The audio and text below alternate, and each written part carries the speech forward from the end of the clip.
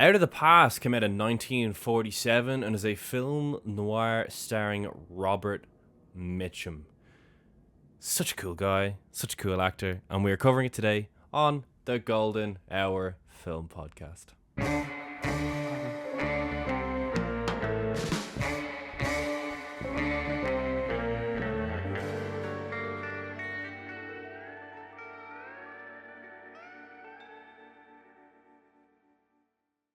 Hello everybody, welcome back to the Golden Hour Film Podcast. My name is Harry Bailey. I'm joined by my co-host, not guest host, Shane Mulvaney. Shane, it has actually been a while since we've recorded, so how are you?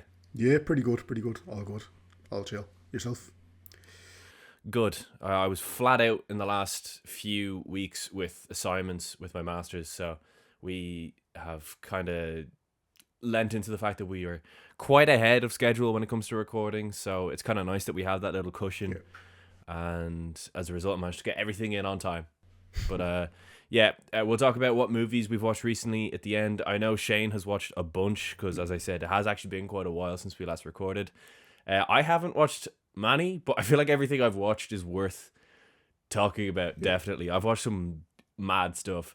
But in the meantime, it's Noirvember, everyone's favourite time of the year on the podcast, and it is the podcast debut of one of the coolest guys in old Hollywood. Robert Mitchum makes his podcast debut. Shane, how excited are you? Because neither of us actually realised it was his podcast debut. Found out 2 minutes ago. Is just assumed we've covered him already, but we haven't. He's amazing. But yeah, what's it like covering Robert Mitchum for the first time? Yeah, he's such an amazing actor. He's one of my favourite actors of this time period. Like you said, I was astonished when we found out this was. We stumbled across the fact that this is actually his first, but yeah, it's not going to be his last. Yeah, definitely not. In fact, I think we're going to be covering him again pretty soon. So yeah. Yeah. Stay tuned to next Friday's episode to find out what that film will be. That's all I'll say about that. But yeah, like there's already, this is obviously Out of the Past. This is a great noir. Probably burying the lead there, but this is a great noir. There is also another fantastic noir that I'm sure we'll cover at some stage, maybe next year. Angel Face is fantastic. I spoke about it a few weeks ago, but like there's so many genres and so many great performances that he gave us. So yeah, fantastic actor. Yeah, he was one of the OG Hollywood bad boys because he smoked the weed. And he went to prison as well. Yeah, he went to I think he went to prison for possession of cannabis. Yeah. Also, avid cigarette smoker because there's a great bit of improvisation in this movie where he meets with Kirk Douglas's character, and Kirk Douglas's character offers him a cigarette, and he looks down and sees that he brought his cigarette with him on set and didn't realize, and just goes, smoking. That wasn't in the script. He was supposed to accept a cigarette from him, but he was currently smoking a cigarette whilst he stepped into scene. Classic Robert Mitchum. He also refused to learn his lines for this, which Jane Greer just couldn't get her head around. She's like, how are you coming to set not knowing your lines? And he was like, well, when I'm drying my hair in the morning, I'll have a flick through it, but I don't want it to be perfect because then it would seem fake. But do you know what? It worked for him. So if it works, it works, because Robert Mitchum is fantastic in this movie. There is also Holiday Affair, which is a really in and around the same time as this, which were these were kind of really good Christmas film as well. But basically, the whole point of him taking that role, or why he was advised to take that role, is because of his conviction, like you said, for possession of cannabis. So they wanted to make him seem like a more accessible to at the audiences at the time. So it's like that shows the kind of the attitudes like at the time, because obviously nowadays if someone known gives a flying hoot, Yeah, he's so cool. Love Robert Mitchum. Can't wait to cover more of Robert Mitchum. One of the great voices in cinema as well. Yeah, very true. And his line delivery as well. Again, I feel like we just dunk on this guy over and over again. Shane, can you remember the name of the lead actor from Stranger on the Third Floor? Oh, man. You love stitching me up. Because I can't either. I think you called him Garfield, but I don't think his name was Garfield. But basically, our issue with his performance is partially why this performance is so good. Yeah. I feel like a leading man in a noir really should have that gravelly voice, that bit of swagger about them, that line delivery, that cadence. And Robert Mitchum has it in spades. Of course, so does Humphrey Bogart, who rejected this role because Humphrey Bogart seemingly rejected every role he didn't play in a film noir. That was big at the time. I believe Robert Mitchum was actually 4th choice, which is insane to think, because, yeah, what an incredible actor. What an incredible performance. John Maguire was the I was going to say actor. John, but I would never have gone Maguire, Yeah. We'll just continue to call him Garfield, Just I guess. ask me that next week and I guarantee I'll have forgotten again by then. Yeah. Stranger on the Third Floor. First Noir, kind of. Although, again, this week I saw another new comment on a totally separate video about a new first ever Noir from 37. So we're just going to end up going all the way back. But that being said, that film looks class and I would absolutely watch it. It's a French film that I cannot remember the name of, from 1937. Anyway, in the meantime, Shane, I think it is time for a spoiler-free review. But before then, if you are watching this on YouTube, please subscribe, like the video, leave a comment on what you think of Robert Mitchum. Do you think he's cool? Because we certainly do. And as well, what do you think of the movie if you've seen it before? If you haven't, why don't you listen to our spoiler-free review, which is coming any second now, and make up your mind as to whether or not you want to watch it. But spoiler-free review for the spoiler-free review, we both quite like it. Anyway, it's time for the spoiler-free review. And it is time for the spoiler-free review. It is my first time ever seeing Out of the Past. Love being introduced to a new film noir because of the podcast.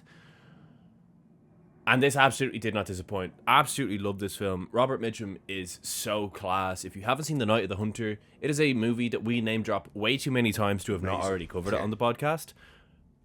We will fix that as soon as possible, I promise. That being said, Robert Mitchum is so class. If he's an actor who you're not familiar with, absolutely seek out his work. He is so great.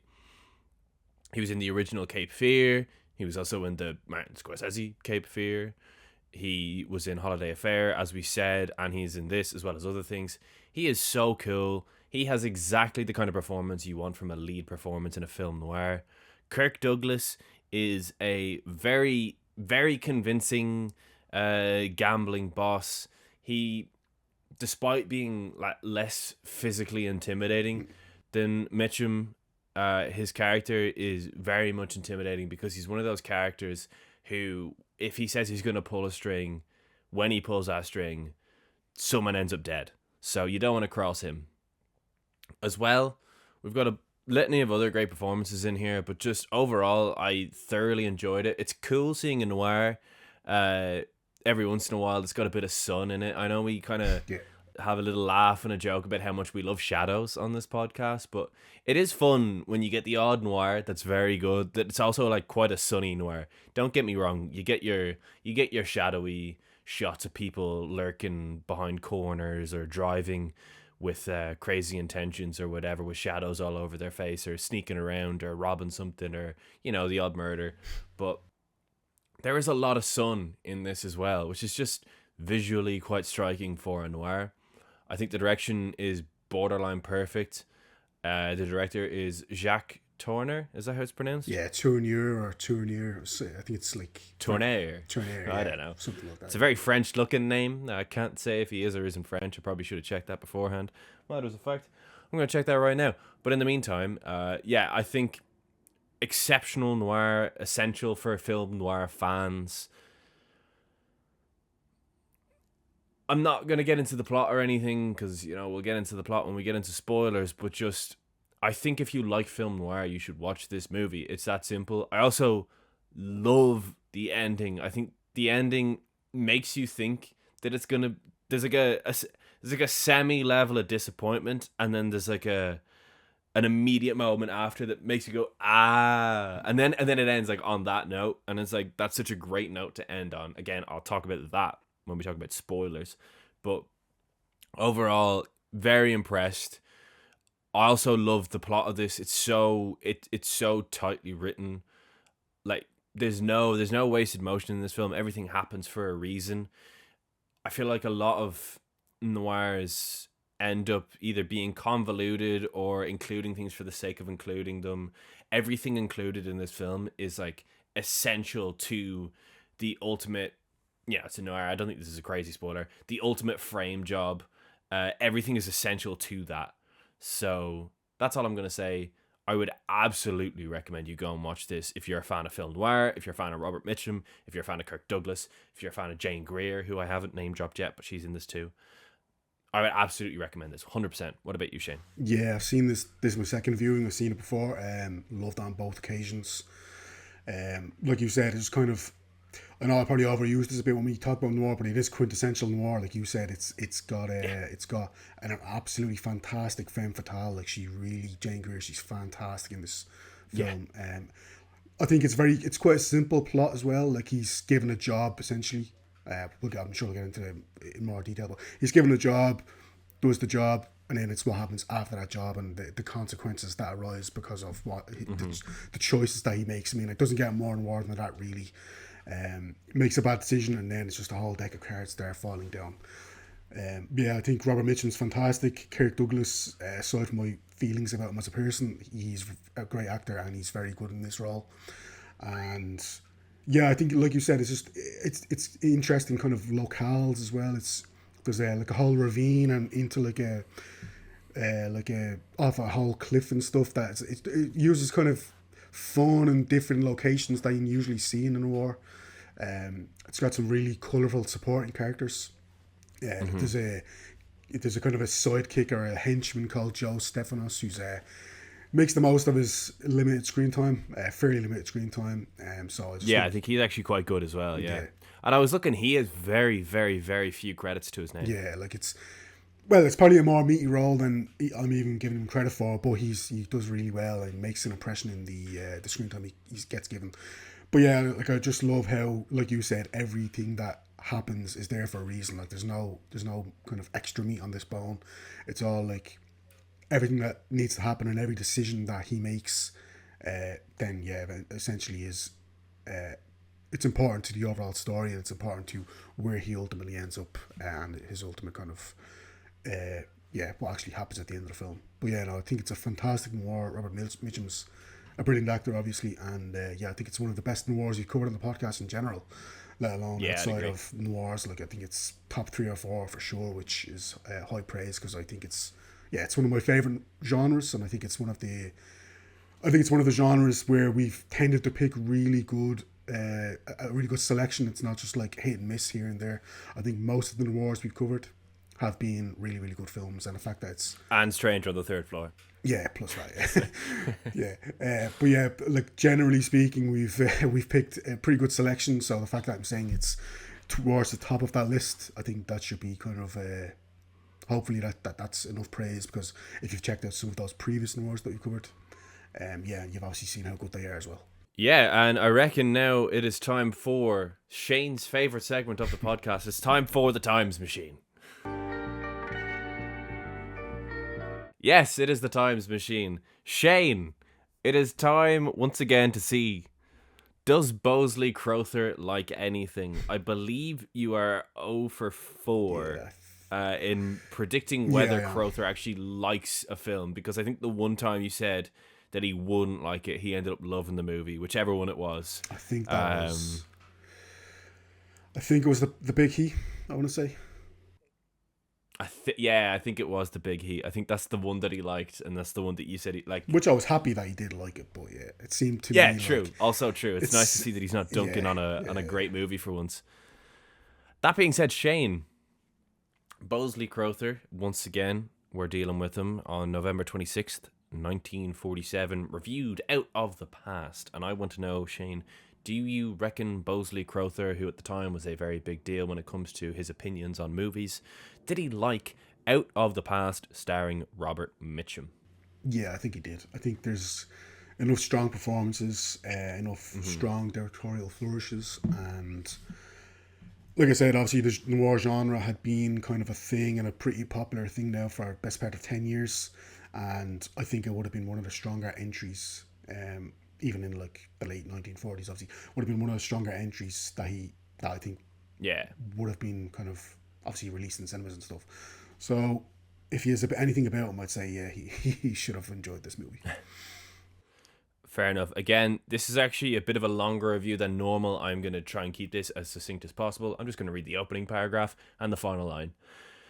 There have been many double and triple crosses in many of these tough detective films, and in one or two Humphrey Bogart specials, they have run even higher than that. But the sum of deceitful complications that occur in Out of the Past must be reckoned by logarithmic tables, so numerous and evolved do they become. The consequence is that the action of this new film, which came out at the Palace yesterday, is likely to leave the napping or unmathematical customer far behind. Frankly, that's where it left us. Oh, for God's sake, man.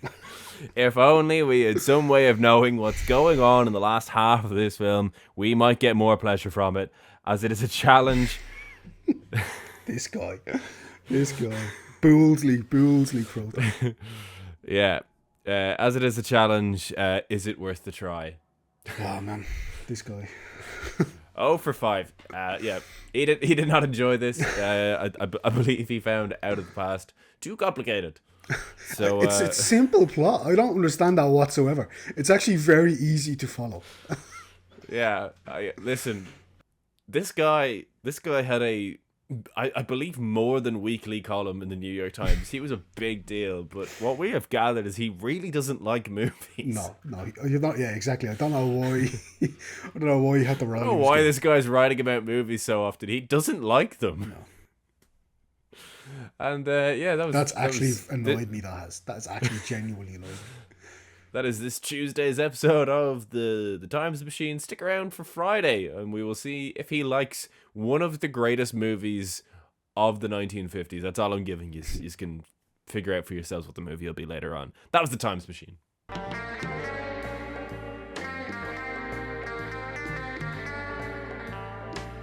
And now, ladies and gentlemen, it is time for your main event. Shane, Out of the Past. What's it all about? Well, it's based on a novel written by a guy called Jeffrey Holmes called Build My Gallows High, and he utters that phrase at the very end of the film. Yeah. But he also wrote the screenplay for this, Jeffrey Holmes, so he kind of pulls double duty in that sense.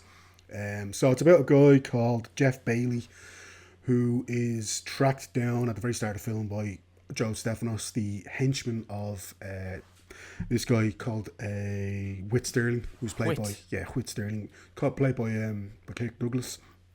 Turns out his real name is Jeff Markham, and a few years ago he was hired by Whit Sterling to do a job to track down his estranged wife who shot him and left him for dead and allegedly took $40,000 of his money.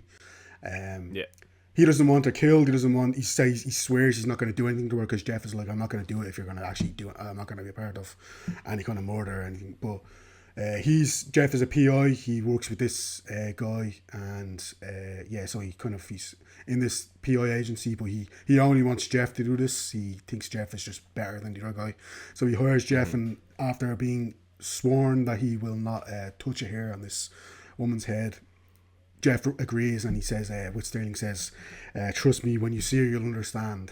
He says, I don't want the money. I don't even care about the money. I just want her back, and when you see her, you'll understand. And her name is Kathy Moffat, so he goes to South America, and he is trekking for a few weeks, and eventually he kind of gets on her trail, and he figures out kind of the general location where she is, and in a restaurant one day he bumps into her, and then he kind of plays it coy and he plays it cool and pretends that like it's kind of just a chance meeting of this American tourist meeting another American tourist, but then I think she is already caught onto the fact that this guy has been sent to track her down, because they get to spend some time together, and they obviously start to go closer, and Jeff starts to be like, maybe I don't have to bring her back, maybe we can. They obviously start to go closer, and he starts to develop feelings for her and vice versa, and then she reveals that when do we have to go back, meaning like when are you going to take me back to him? So Jeff says, well, maybe I don't have to, maybe we can go and kind of go on the run ourselves, and we don't have to kind of play by his rules. And I think that's the first of a few bad decisions that Jeff will make. Yeah, first thing I have to say about Kathy Moffat, played by Jane Greer, massive bang of your one O'Shaughnessy from the Maltese Falcon. She just lies in every single scene. And he knows she's lying as well. Right up until the very end. She just lies to everyone. Even when it's like so blatantly obvious that she's lying and everyone in the room knows she's lying. There's even a scene where she to cover herself, snitches on a part of Whit's plan to Jeff, and then Jeff brings it up later, and they're like, "Oh, well, only 4 people knew this. How did you find out?" And she butts in and goes, "Oh, it must have been Mita," and he goes, "No, it wasn't." Just awkward silence. But like even there, she's just, again, similar to your one O'Shaughnessy from Maltese Falcon, just compulsive liar character. As you said, fantastic femme fatale, but again, she's got those O'Shaughnessy's about her where almost 90% of her scenes, I would say, she is lying to someone, which is just honestly great to watch. It's great viewing. Jane Greer is very, very good in this film playing that character, but just such a funny character to play because she's so... There's maybe a scene towards the end where you think she isn't, but she's so out of her depth, I feel, dealing with these people. She just kind of lies in circles, as is your man Joe, the henchman. He is probably better at putting up a front that he's not out of his depth. Yeah. But once he kind of actually has to do his job for once, the guy has an absolute freaker. So, yeah, it's kind of funny that Whit doesn't realize it. He's this kind of all-powerful gambler who has like kind of fingers and lots of pies and lots of money. But what he probably doesn't quite realize is that when he hires Jeff to go tracking her down, and then he comes after Jeff because he thinks Jeff's not doing a good job, Jeff's actually like the only guy in his payroll who's actually like quite competent at their job. And it's kind of, Whit seems to think it's the other way around, which is just a funny dynamic that happens in this film. But yeah, Whit comes down looking for him because he thinks it's been a bit too long that he's been kind of spending company money trying to find this woman. And that's because he actually has found her, obviously, and is very much in a state of turmoil as to whether or not he stays with her or takes the money. So there's this like really tense scene. Again, I actually shout out to, I believe his name's Paul Valentine. Yeah, Paul Valentine, who plays Joe. Yeah, Joe does a great job in the character of Joe, I should say, does a great job in this film of like really sowing seeds of this could go really bad for Jeff if Jeff doesn't comply. There's a really great scene at the beginning where he initially meets Jeff and tells Jeff that Whit is looking for him, where he says that he now lives in a big house at Lake Tahoe. He says, it's a massive house, you won't miss it. You can't miss it.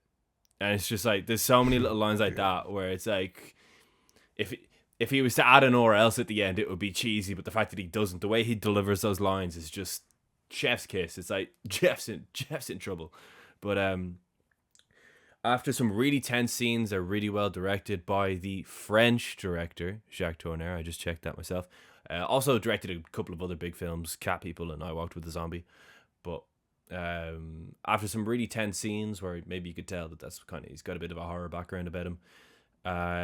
Eventually Jeff manages to fob those two guys away, Joe and Whit, who are questioning if he's doing his job properly, and he and Kathy go on the run, where his old partner tracks him down because it's very much come to the attention of Whit that these two have run off together, and he has employed the partner who he initially rejected over Jeff because he had the two of them in the room, and Jeff's like, "Oh, this is my partner," and Whit's like, "Get him out of here," because he just kind of thought he was incompetent. But he has since hired that very same partner to track him down.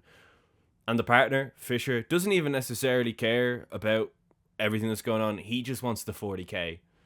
He's heard about the lucrative 40K. He's like, if you give me this 40K, I'll tell Whit that I never found yous, or even just a chunk of the 40K. She swears that she doesn't have the 40K.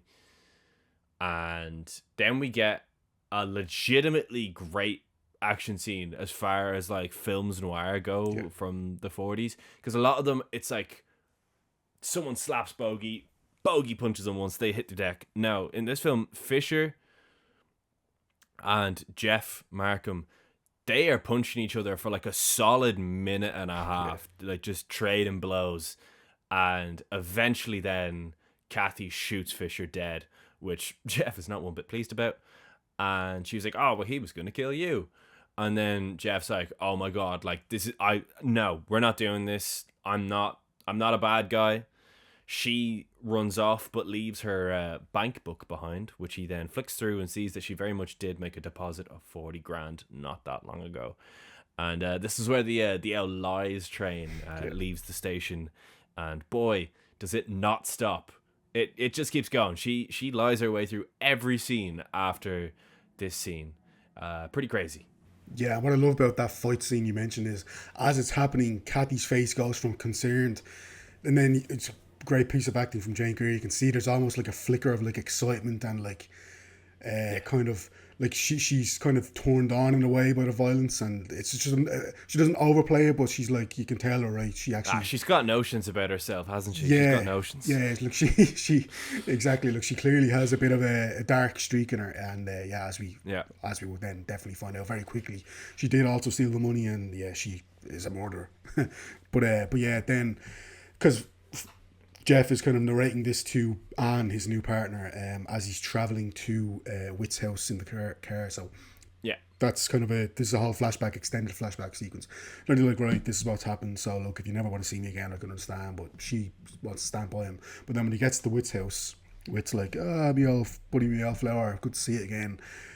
Also, love the shot of Mitchum has his back to like the gates of Whit's house.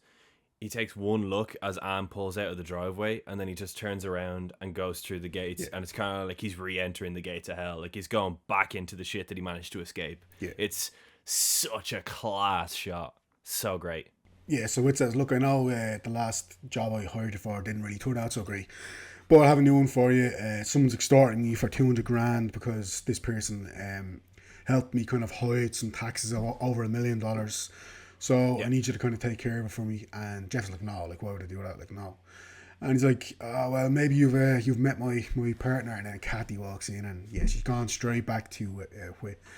And there's no pretense then. Whit's like, look, I know you fucked me over. I know she fucked me over. So let's not play any more games. You kind of owe me a job. You didn't do the first job well, so you owe me kind of this job. And Jeff's like, right, whatever. I have a debt to clear, so I'll clear it, and then we're sorted, we're done. So Kathy is kind of swearing to Jeff that she never sold him out and she never told him about the murder on Fisher, but he's like, look, I don't believe it. Everything you've said and done has ever been a lie.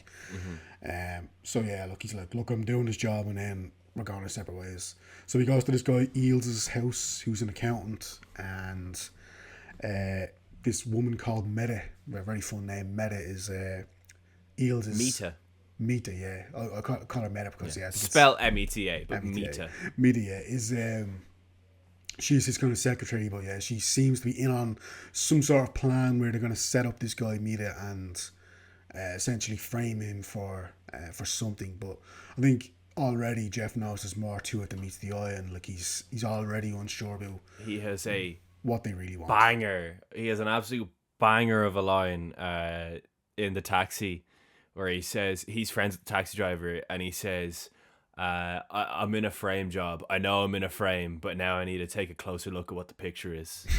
So many good lines like that. There's another line later on, which I'm going to probably jump ahead, but it's another great line where someone says to him, I don't want to die, Jeff, and he goes, neither do I, but if I'm going to die, I'm not going to die first. And it's so great. It's baller. Oh no, sorry. He says, I'm going to die. If I'm going to die, I'm going to die last. Oh, it's so good. Yeah. Such a baller. This whole frame sequence, or no, it's not sequence, it's very much a massive chunk of the film. This whole frame segment then of the film is where it goes like noir. It's like you've had your sunny noir, you've had your something different. Now we're just gonna get into like almost like a microcosm of like just as noir as it gets. Robert Mitchum, frame job, crazy good dialogue, everything's like razor sharp, like everything's just so good, so cool. And as I said, Kathy just dissolves into your one O'Shaughnessy. As the heat is on everyone, the pressure is really on everyone from this point on. We see how different characters react to the pressure, and it's funny because up until this point, Whit in particular, but a lot of characters are kind of slag Jeff for being so nervous They're always questioning why he's so nervous. Every scene he's so nervous. But it's cool because like now the pressure's on, everyone around Jeff starts to become really nervous, and he's the one who's like laser focused.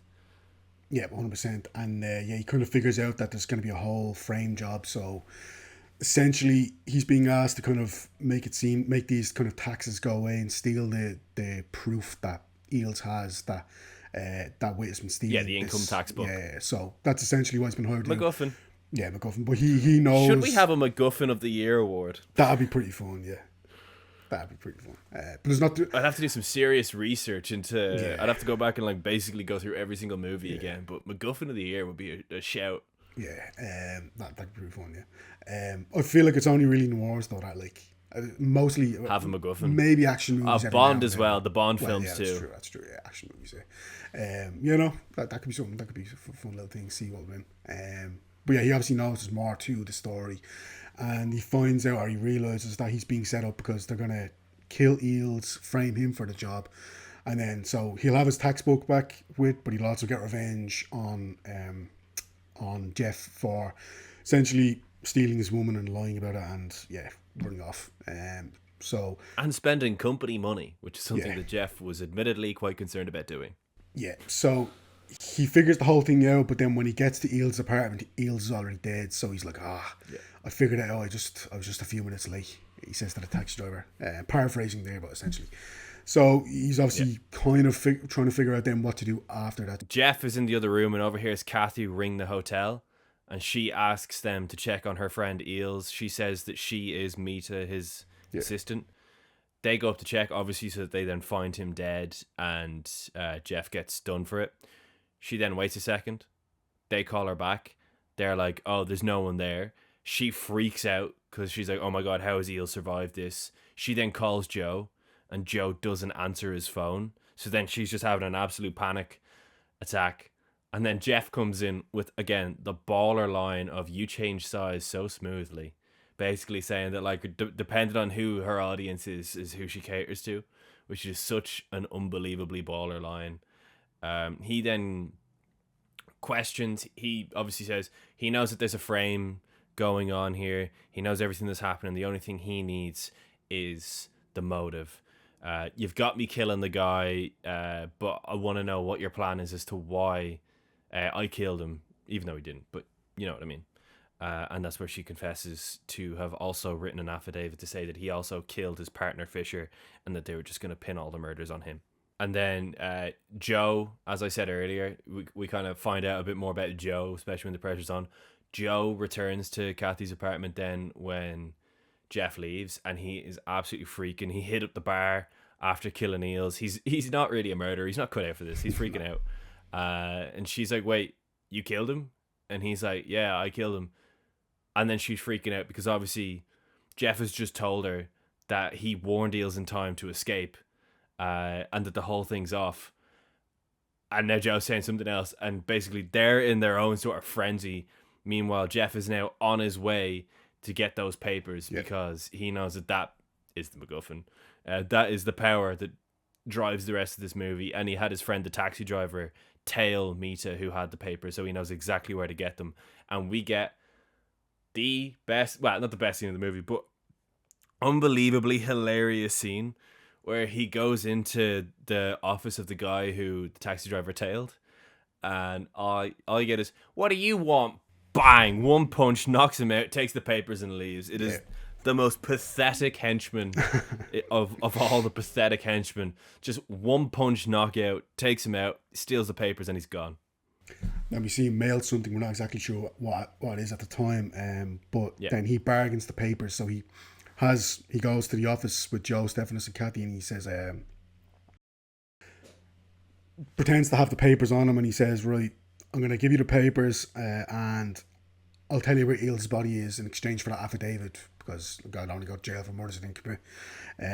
So Kathy calls Witt, she tells him to stay where he is, and then Anne, we cut back to Anne, and if I'm honest, there's a whole subplot of a love triangle between Anne, Jeff, and this other guy, some local dude. That's the one. Yeah, it means very little to me too. Yeah, but it makes the ending class. It does. That's the only. If anything, it makes the ending class. Also, just fun fact: Anne is played by Virginia Houston, spelt Houston, but she changed it so that people would think that she was related to John the Houston. Houstons. Yeah, she changed the spelling of her surname. Fair play. Yeah, hopefully that worked out well for her. It worked. She was in this. So. Man, that's true. Yeah. So yeah, she finds out that Jeff is wanted for these double murders. And her family is like, oh, I told you he was a no good son of a whatever. But yeah, she obviously doesn't know what to think. She doesn't really believable. Maybe Jeff was lying to her, who knows. So then we see Kathy and Joe. There's a deaf kid who works for Jeff at his garage, and then we can see them kind of manipulating him or trying to manipulate him to telling him where Jeff is and be like, oh look, we can kind of help him if you tell us where he is. So the kid apparently tells him where he is, but then he goes to a quarry. Joe kind of tails him. It's a pretty funny scene. Yeah, Joe tails him. Jeff's just there chilling out, obviously hiding on the land because he's obviously wanted for these murders. So Joe tries to like kind of shoot him from up on the higher ground. The kid sees him, kind of throws the fishing hook at him, drags him in, and this deaf kid just straight up murders a guy. Poor Joe just plummets. I say poor Joe. He's about to commit another murder himself. Straight up murders him with a fishing rod. Yeah, it's so great. It's pretty funny. Jeff is like, what the fuck was that? I don't think Jeff has a clue what's going on. So class. So Joe's dead. So again, that's more currency for our boy Jeff, because he then heads to Whit and basically says, "Look, there you go. Joe, you can just pin all the murders on Joe and then say that he committed suicide with the guilt of all of it." And it's like, Joe's dead? And he just kind of... He looks at Kathy, and Kathy's like, I didn't know. It's like, yes, you did, you liar. But Jeff basically plays him for fools and walks out, and Whit is raging. He assaults Kathy and is like, do you think I'm stupid? Like, why do you keep lying to me? And yeah, what happens in that room. We do very much come back to it, but in the meantime, it comes out in the papers that Jeff has allegedly killed these two people, and there's a manhunt for him. So back home in this sort of small, quaint town where Anne and her fella, whose name I think is Jimmy, they're very much like setting up law enforcement because they're expecting him to eventually get there and to lay low. But yeah. When he goes back to Whit's house, then again, he finds Whit dead. Whit's very much been shot. He's super dead. And for a small moment, it appears as though Kathy actually might be like on her shit. She actually might be competent enough to somehow get away with all this. And she convinces Jeff to run away with her to Mexico. And she's actually packed a bag for him already. So he's like, oh, okay, go upstairs and get it. He rings the phone. It's kind of clear who he's ringing because he then stalls and makes them have a drink and then pretends to stall the car as well, buying time for the police to set up a roadblock outside of the house. And we get a wild last two scenes of this film.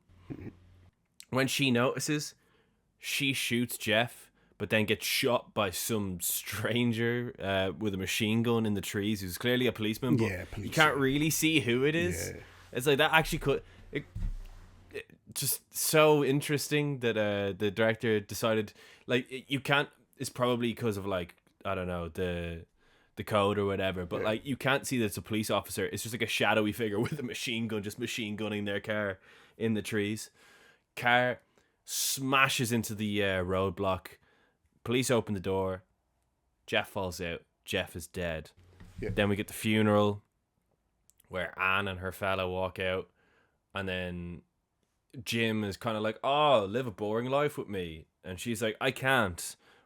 She goes over to the deaf kid and asks him, oh, do you think that Jeff was running away with her? And the deaf kid's like, yeah, sorry, I've just remembered this is a podcast and some people are listening. Yeah. But he signs yes to her. Yeah. So then she decides that she is going to go off with Jim and his boring life. To which the deaf kid then signs to Jeff's sign and kind of points to the sky, acknowledging the fact that Jeff very much probably had a conversation with him saying, look, tell her to go off with Jim, because there's a whole silly heart-to-heart between the two men where Jim's like, I don't think you should be involved in her life. Yeah. And, you know, it's one of them things, it's like, oh, well, if the cool character wants the girl to live a normal life, then it's a bit of a trope. And he lets her go away in the sunset with the other guy. If you love her, set her really free. The right guy for her. Whole kind of thing. Yeah, that whole thing. But it ends with him signing to the sign and pointing to the sky and walking off, and that is the end of Out of the Past. Shane, Out of the Past, is it any use? Yeah, it's very class and war. Great performances from Robert Mitchum and Jane Greer. Kirk Douglas, obviously good as well. Paul Valentine, very good. Like, there's a bunch of performances. The deaf kid, I'm not sure of his name actually. I'll get it up for you now. But even the character's just called the kid. Dickie Moore. It was a fun performance. Like, cool. Has a couple of obviously big key scenes, but towards the end, the scene with the fishing hook. So fair play to him. Such a great scene.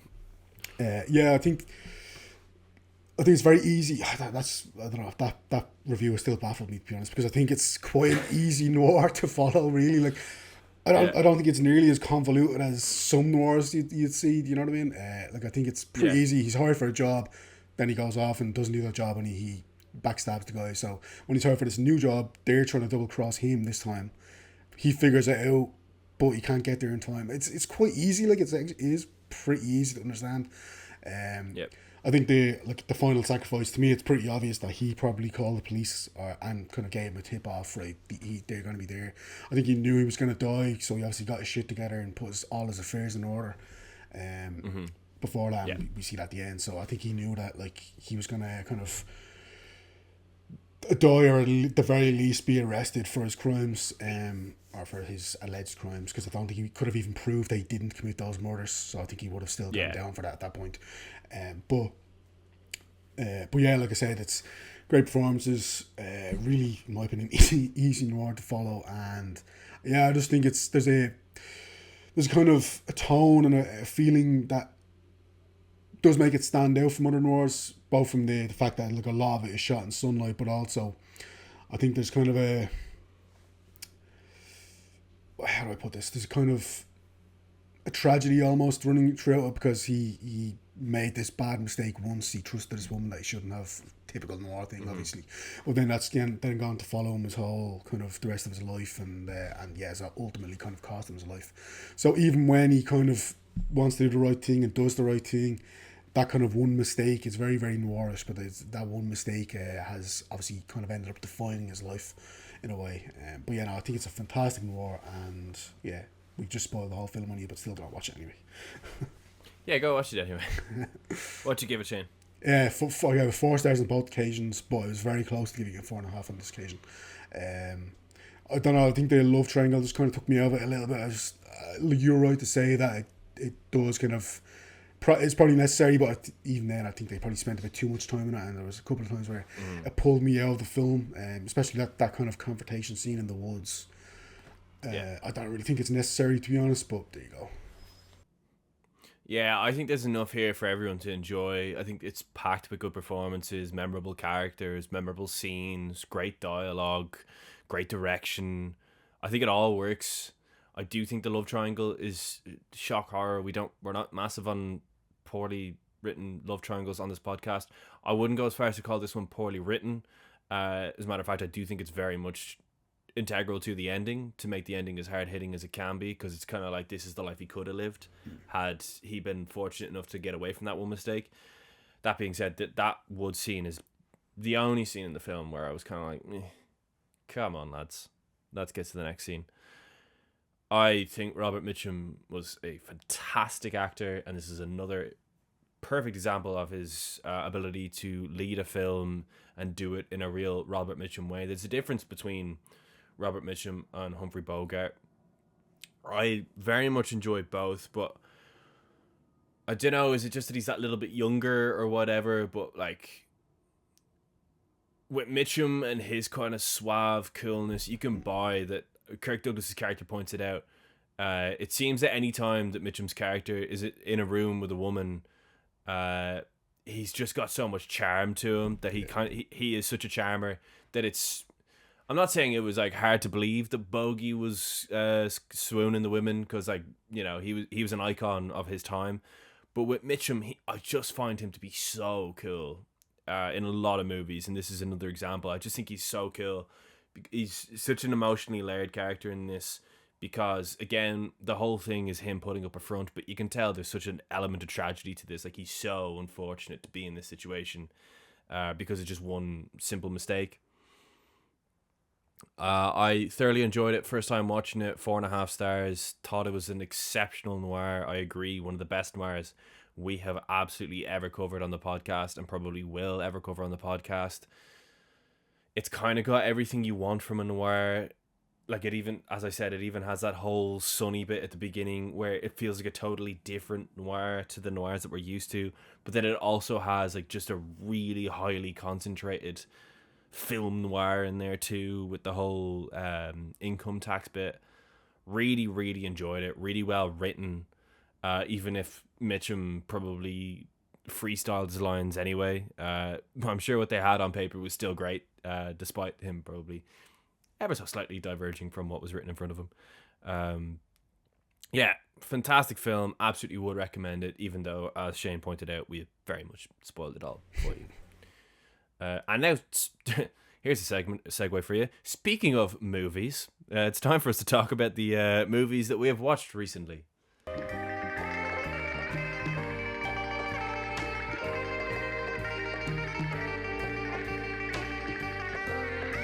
Yes, it is that segment of the podcast where we talk about the movies we have watched recently. I have not watched very many, so I'll just go first and kind of get mine out of the way, because I know Shane has watched a good few. I don't remember the last time we recorded.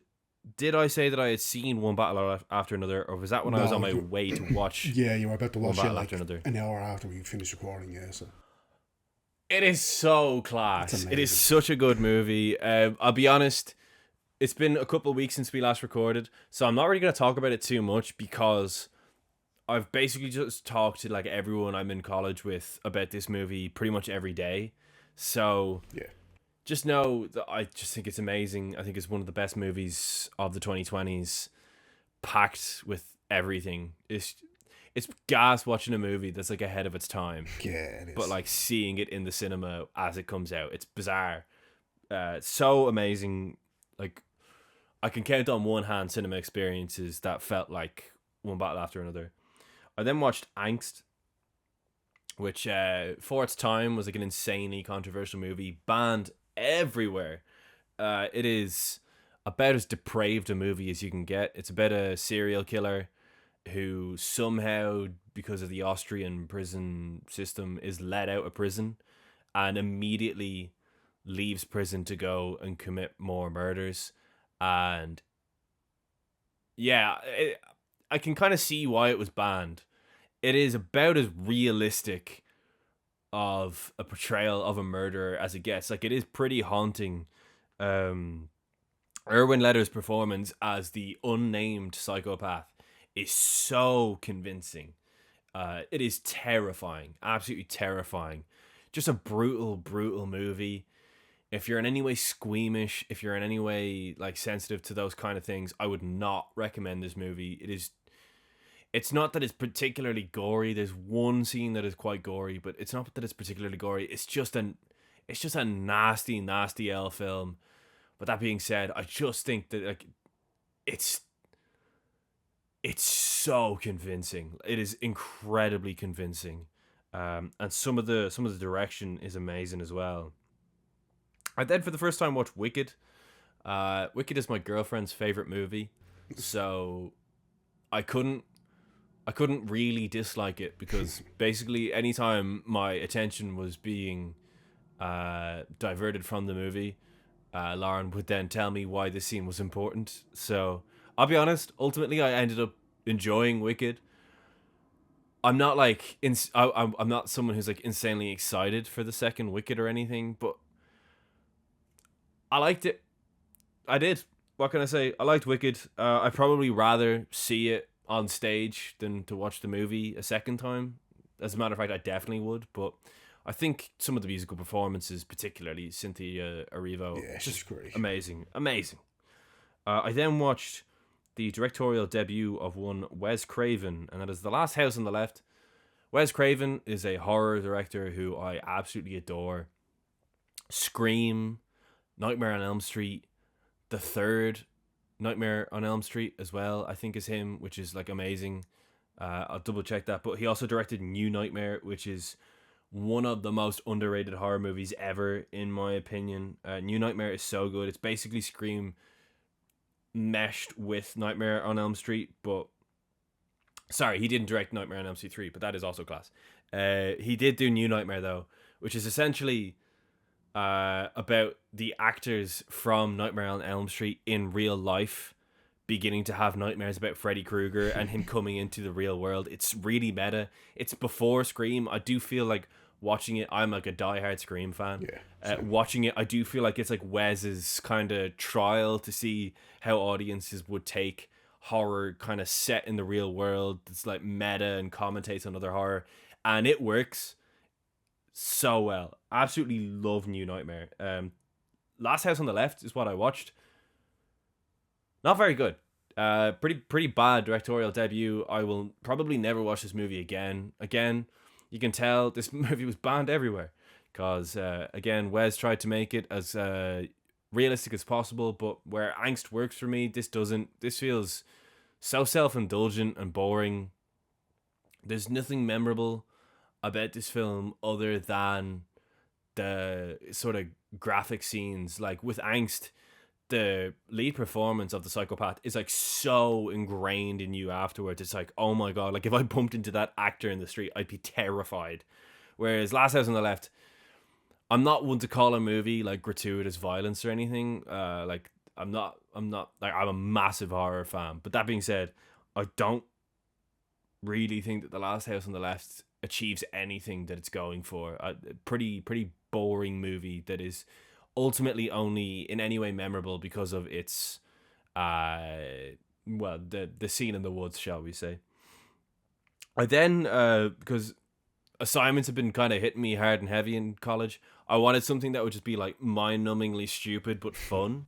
Which is why I went and watched Abraham Lincoln Vampire Hunter, which has Anthony Mackie in it.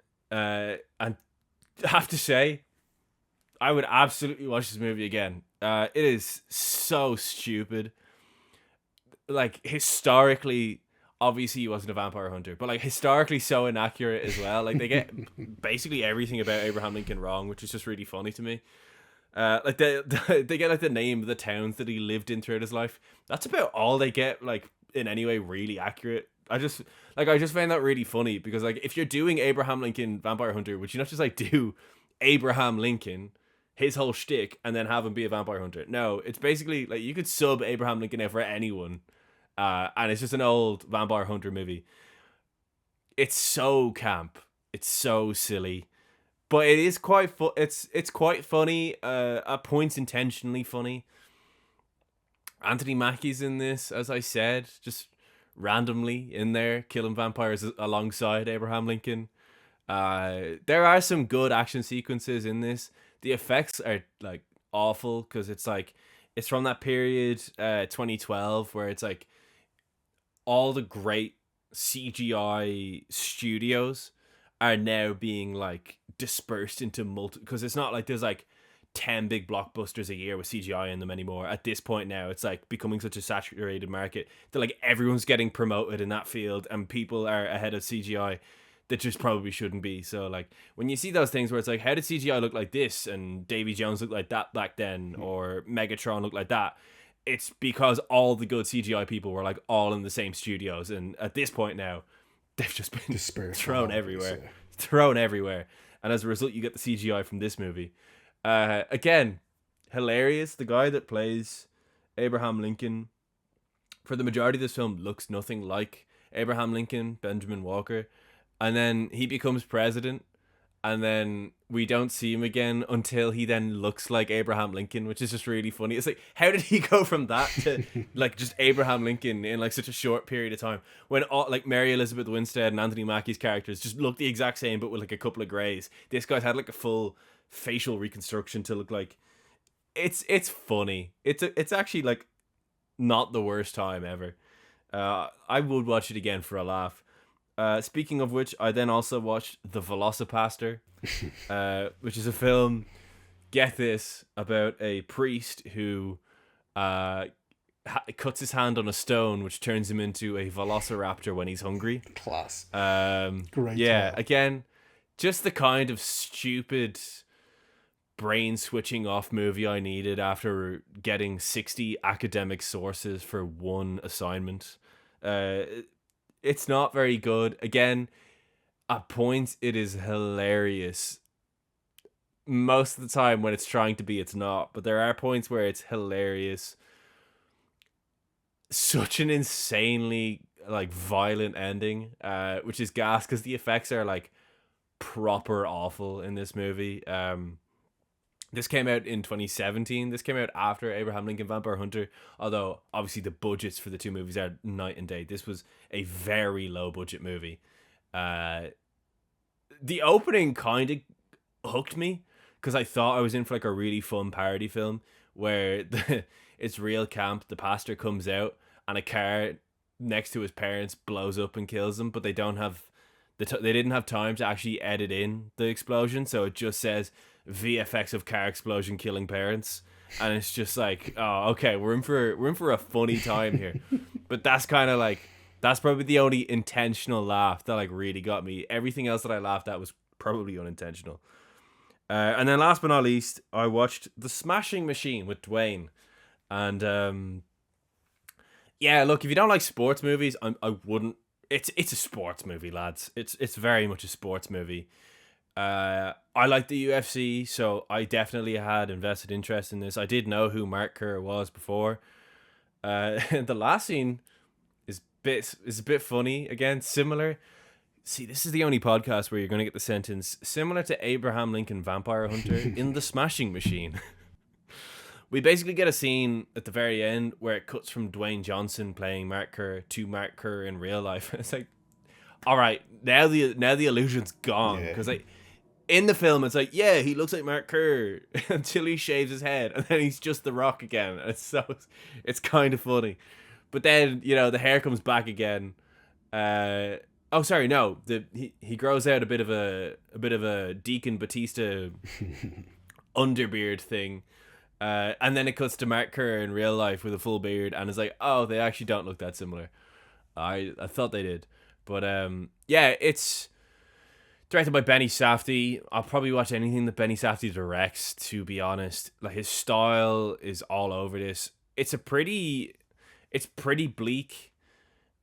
It's a pretty bleak story, to be fair. It doesn't go the way that the conventional sports movie probably would, is the only thing I'll say. Which, is how it went. That being said, some of the direction did feel a bit muddled and confused with the whole Pride Grand Prix at the end.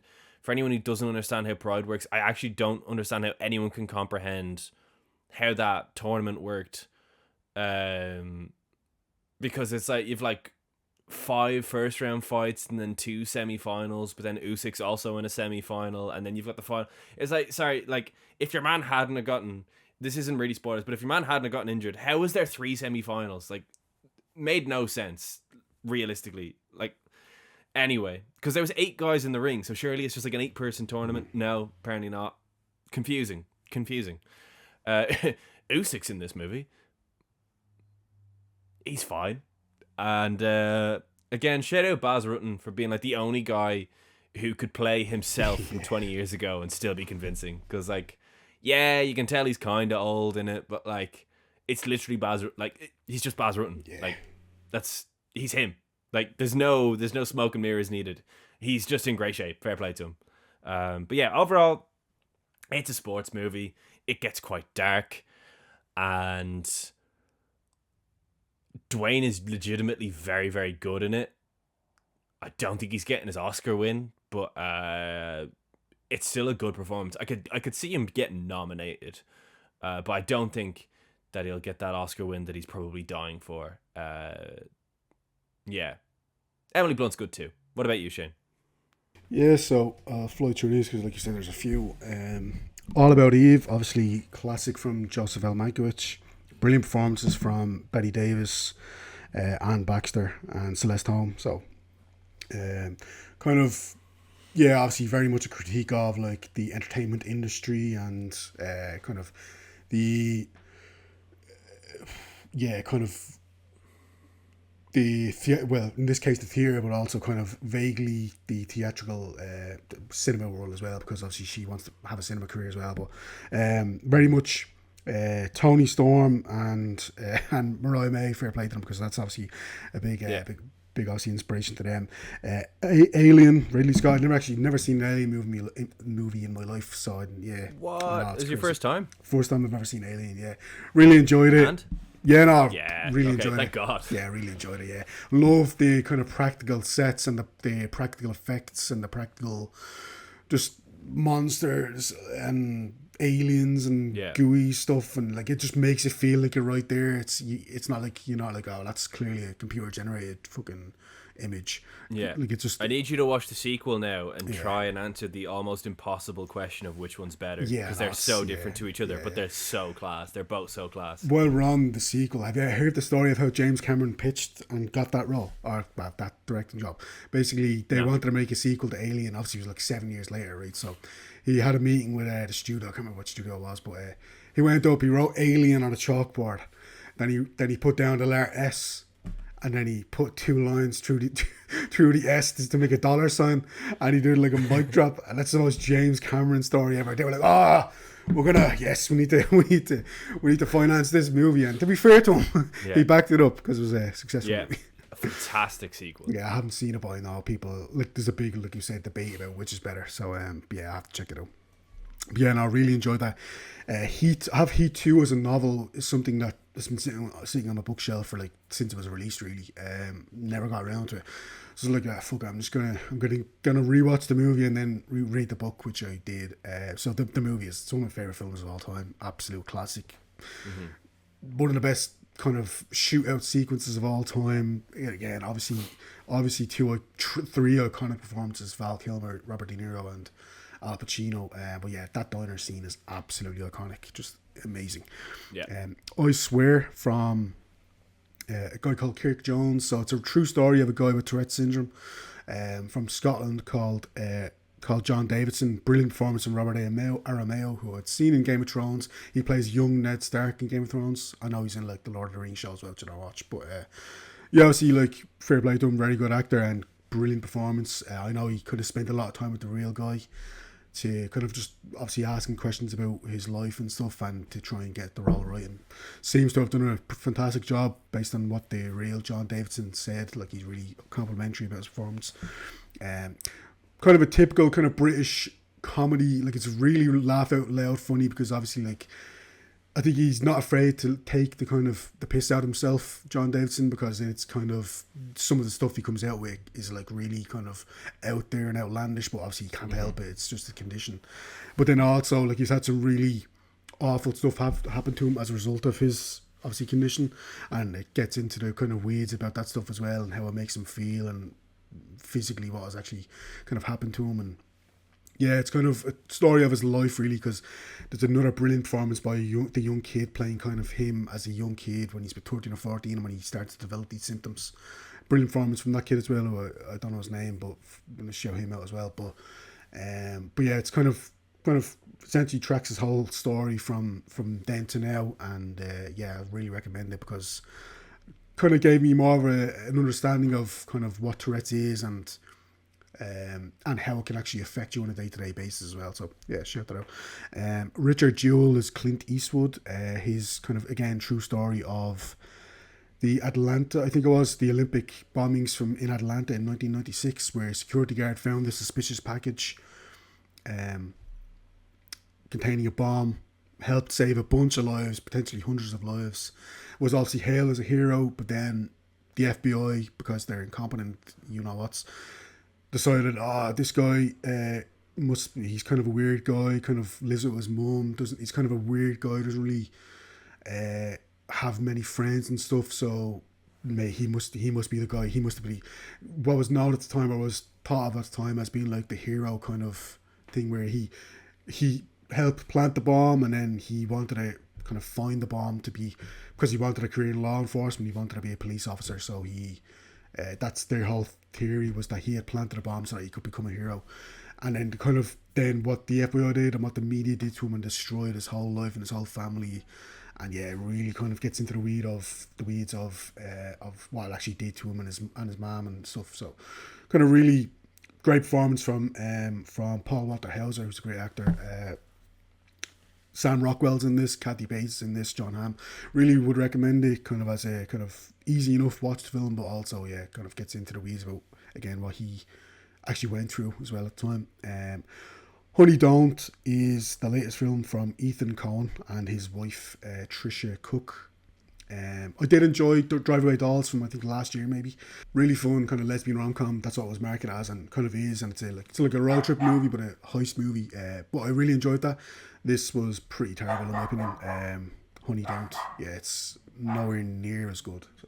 Nowhere near as good. And yeah, I wouldn't recommend it, to be honest. It didn't do it for me. I do want to mention Mr. Scorsese, the limited series from Rebecca Miller, the wife of Daniel Day-Lewis. 5-part limited series. I binged it all in one sitting. Fantastic. Really, really enjoyed that. My favourite director of all time, so yeah, I'm going to enjoy it, but I really would recommend that. Roofman from Derek Cianfrance and Channing Tatum. Really, really good movie. Would recommend that. Kind of crazy true story again. In the Mood for Love from Wong Kar-wai. My first Wong Kar-wai film. So actually, good. Yeah, brilliant film. Like a whole dreamlike kind of quality. I was going to make a joke, kind of Nathan Fielder, if you know him. He's like, he's a comedian, but he have like cringe comedy, but like he has this show called The Rehearsal where he how do I put it? He creates these crazy scenarios for real people to like rehearse something that they want to do in their life and they don't know how to go about it. I don't know why, but this has like a lot of Nathan Fielder DNA. Like it's not comedic in any way whatsoever, really. But they are kind of rehearsing what they want to say because, yeah, I won't get into the spoilers of the film, obviously, but these two kind of main characters are kind of rehearsing something they want because something's happened in their lives. And I don't know, it's probably a terrible kind of analogy, but I just got Nathan Fielder vibes, so I was like, maybe he would enjoy this kind of movie for that reason. I don't even know what kind of point I'm trying to make here, but yeah. And then I did rewatch One Battle After Another because it's a modern classic. It's one of my favourite films of the 21st century, I'll go as far to say, and I just can't get enough of it. That rolling hills car chase sequence is so great, iconic. Like it's like, one of the amazing. Yeah, it's one of the best sequences. It's one of my favourite sequences ever. Like it's redefined how a car chase sequence can be shot. Oh, it's amazing. And then you've got the whole kind of political kind of commentary and context around it, and it's so urgent. It's so kind of like you've got children in cages, and then kind of military men are just walking casually, like it's nothing to them, like it's just part of their everyday life. Like it's got, like I said in my first letter about the first time I watched it, I said the worst people in the world are going to hate this movie, and some of the commentary about the film since then has only gone and kind of proved me right in that one case, because yeah, some of the worst people in the world hate this film because of all the reasons that, yeah, because they're kind of telling them themselves really. So I won't go, I'm going to stop right there, but yeah, absolutely amazing movie. Paul Thomas Anderson is a genius, and yeah, go watch that movie. If anything, if you want to watch any of those movies I've just recommended, you better watch that if you haven't seen it, because it's amazing. And yeah, that was the episode of the Golden Hour Film Podcast where we covered Out of the Past, Robert Mitchum's debut. Will it win podcast debut of the year, a new category in our awards? Well, you're gonna have to vote on that at the end of the year. But in the meantime, I have been Harry Bailey. I have been Shane Mahoney. And we will see you this Friday for another episode of Noir November on the Golden Hour Film Podcast. Thank you very much, and goodbye.